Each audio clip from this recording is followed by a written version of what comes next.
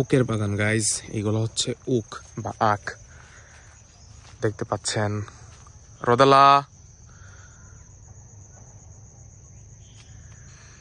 আমরা এখন উকের বাগানের মধ্যে আছি। উকের বাগান দিয়ে হাঁটছি আমরা, এবং সামনে হচ্ছে খেজুর গাছ। আর দেখতে পাচ্ছেন যে একজন লোক এই যে গাছ থেকে খেজুরের রস নামাচ্ছে।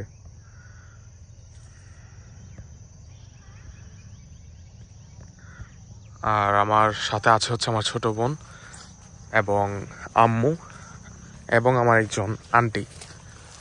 এই যে